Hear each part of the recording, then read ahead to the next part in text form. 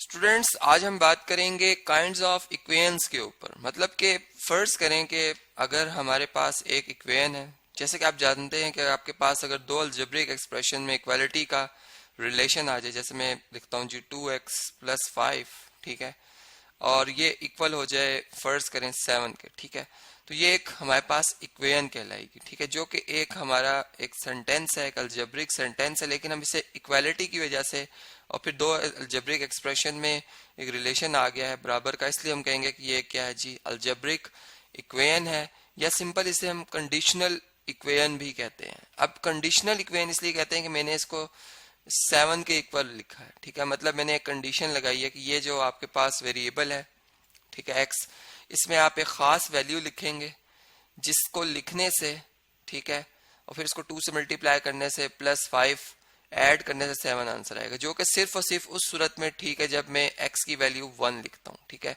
इस given equation में अगर मैं x की जगह 1 लिखता हूँ तो मेरे पास ये इक्वेशन क्या बनती है जी, 2 × 1 + 5 = 7, मतलब 2 1s are 2, 2 + 5 7 के इक्वल, जो कि ट्रू है।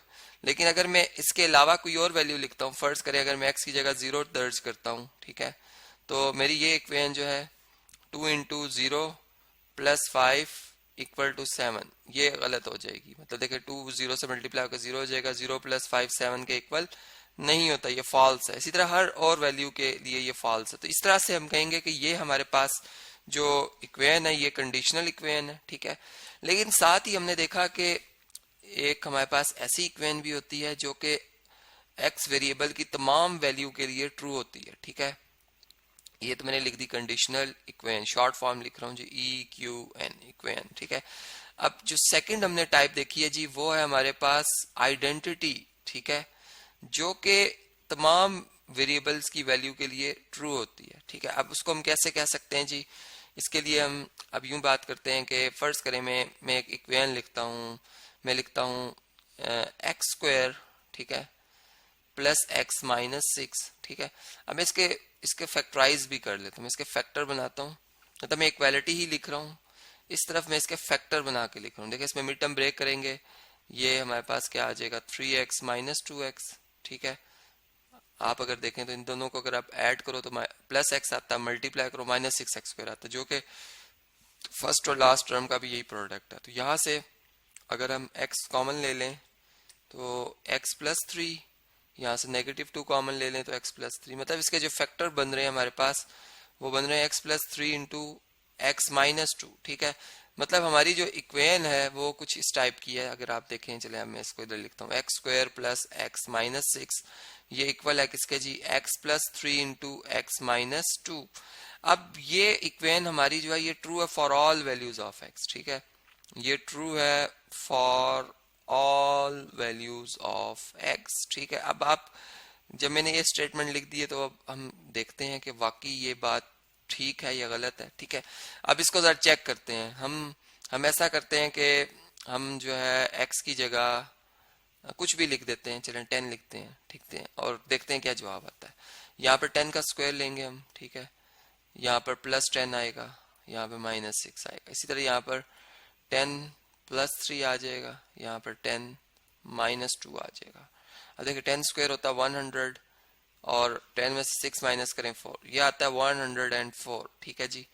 जबकि यहाँ पर अगर आप देखें तो ये 10 + 3 13 और 10 - 2 8 आता है, ठीक है। अब अगर 13 को 8 से मल्टीप्लाई करें अगर हम, तो आप देख सकते हैं 8 3 टाइम 24 होता है, 2 कैरी, 8 1 टाइम 8 + 2 10, 104 ही आया, मतलब ट्रू है।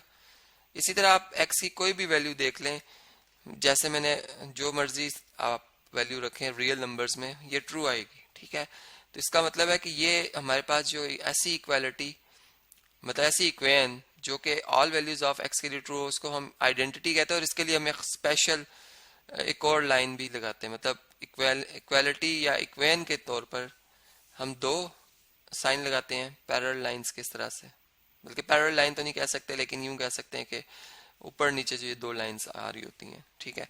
और आइडेंटिटी के लिए हम 3 लगा देते हैं, सिर्फ इसलिए कि ये स्पेशल एक टाइप है इक्वेशन की, इस वजह से, ठीक है। तो हमारे पास जो कंडीशनल इक्वेशन है इसको हम सिंपल इक्वेशन भी कहते हैं, ठीक है। ठीक है जी।